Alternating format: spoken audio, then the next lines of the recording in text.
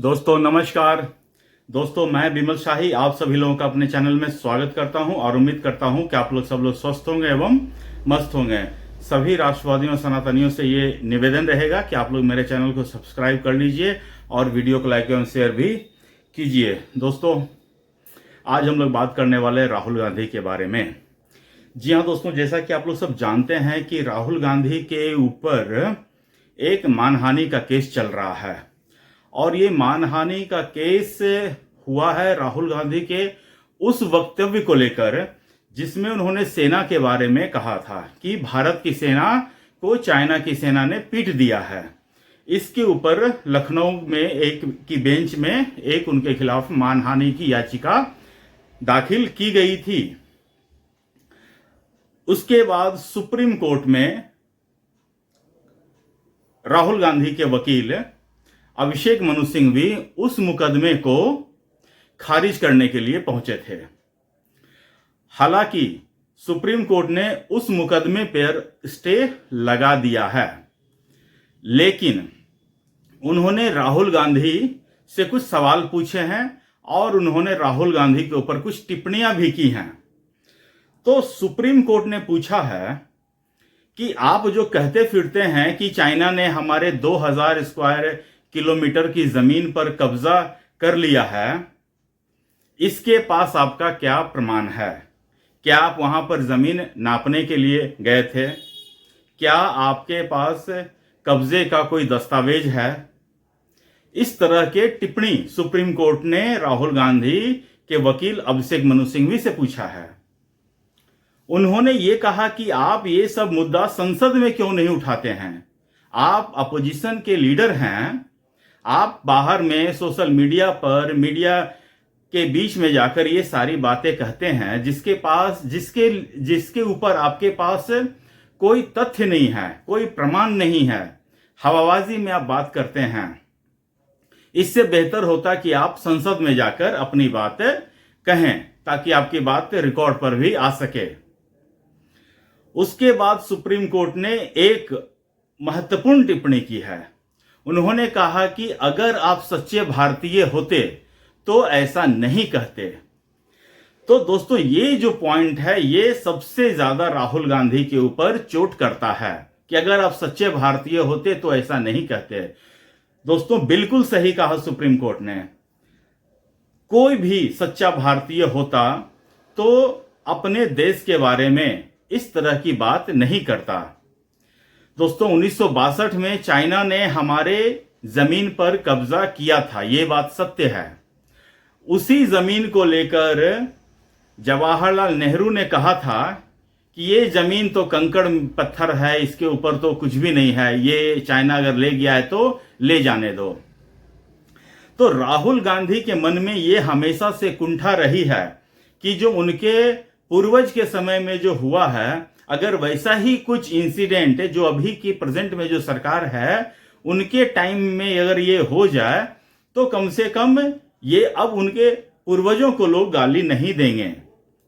लेकिन अगर ऐसा होता है तो कोई बोले तो समझ में भी आता है, लेकिन राहुल गांधी की आदत बन चुकी है बिन सिर पैर की बात करने का।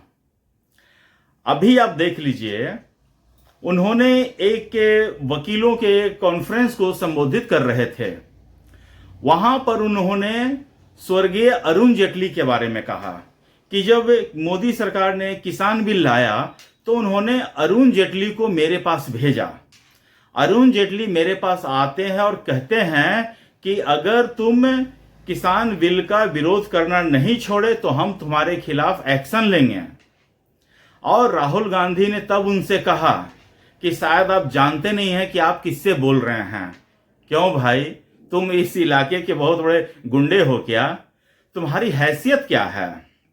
राहुल गांधी, जिस अरुण जेटली के बारे में आप बात कर रहे हैं उनकी क्या पहचान है शायद आपको कल्पना भी नहीं है। वो भारत के सबसे कम उम्र के सॉलिसिटर जनरल रह चुके हैं।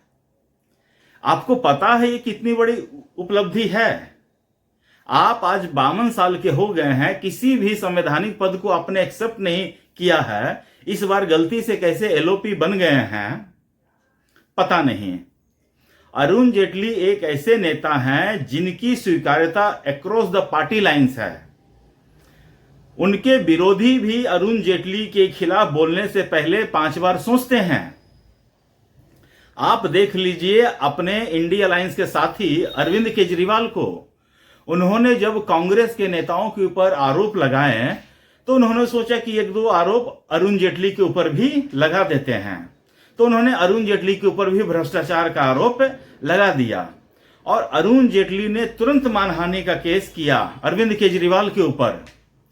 अरविंद केजरीवाल ने कोर्ट में और पब्लिकली हाथ जोड़कर माफी मांगा है अरुण जेटली से। न सिर्फ अरविंद केजरीवाल, उनके जितने भी चेले चपाटे थे उस समय सबने माफी मांगी थी। तो राहुल गांधी की हल्की बात करना ये अब उनकी आदत बन चुकी है और राहुल गांधी हर एक चीज को फॉर ग्रांटेड ले रहे हैं। वो ये सोच रहे हैं कि देश में एक अलग संविधान बना हुआ है उनके लिए, उनके परिवार के लिए। राहुल गांधी जब मर्जी किसी को जेल भेजने की धमकी दे सकते हैं, लेकिन कोई उनके या उनके परिवार के खिलाफ कार्रवाई करता है तो वो कहते हैं कि हमें जेल भेजने की धमकी दी जा रही है, लोकतंत्र खतरे में है। तो इस तरह की हल्की बातें राहुल गांधी करते हैं। राहुल गांधी देखिए अभी असम के सीएम हेमंत बिस्व शर्मा के बारे में कह रहे थे कि जिस दिन यहां पर कांग्रेस की सरकार बनी हेमंत बिस्व शर्मा जेल जाएंगे। अरे तुम्हारे बाप का राज है इस देश में। इस देश में संविधान है, कोर्ट है, कचहरी है, वो सब मतलब बेकार में ही है ना। फिर राहुल गांधी को ही एक सर्वशक्तिमान सुप्रीम लीडर बना देते हैं कि राहुल गांधी जिसको बोल देंगे कि तुम जेल जाओ, तुम बाहर रहो, वो वहां रहेगा। अभी देखिए मीडिया कर्मियों को धमकी दे रहे थे, अभी देखिए चुनाव आयोग को धमकी दे रहे हैं। चुनाव आयोग को कह रहे थे कि के बारे में कह रहे थे कि हमें जानकारी मिली है और वो जानकारी एटम बम की तरह है और वो किस दिन फोड़ेंगे पता नहीं। और उन्होंने चुनाव आयोग के कर्मचारियों को धमकाते हुए कहा है कि आप जब हम सत्ता में आएंगे, अगर आप रिटायर भी हो चुके होंगे तो भी आपके ऊपर कार्रवाई करेंगे।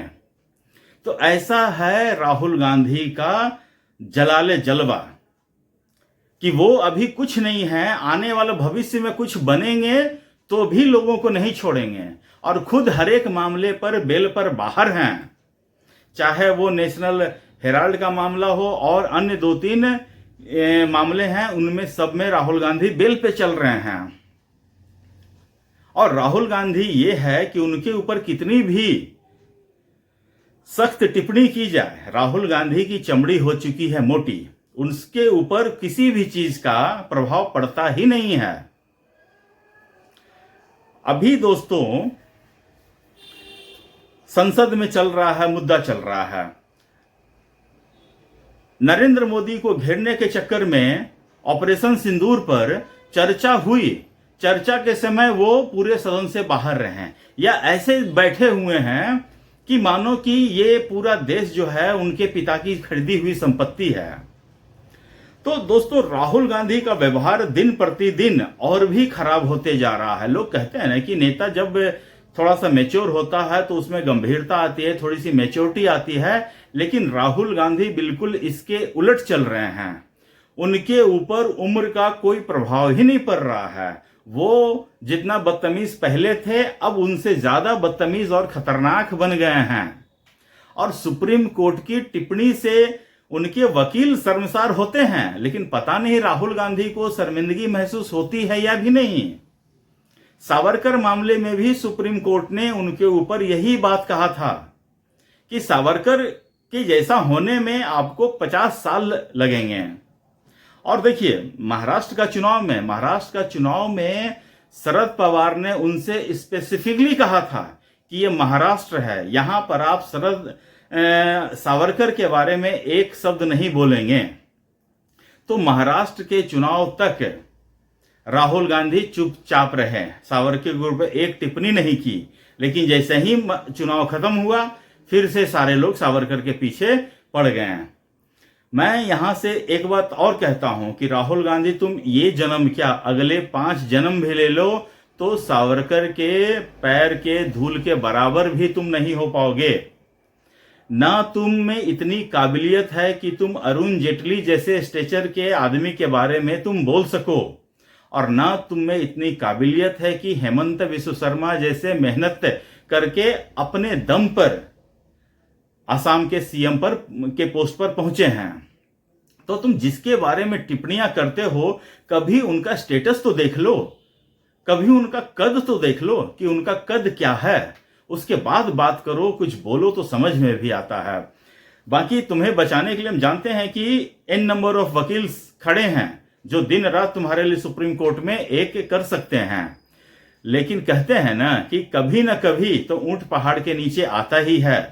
वैसे ही कभी न कभी ऊंट पहाड़ के नीचे आएगा और जेल के सलाखें तुम्हारा इंतजार कर रही है। राहुल गांधी, आप ये याद रखिएगा। तो दोस्तों, मुझे आज इतना ही अपडेट देना था। आप लोग अपना ख्याल रखिए, स्वस्थ रहिए, मस्त रहिए। तब तक के लिए नमस्कार, बाय।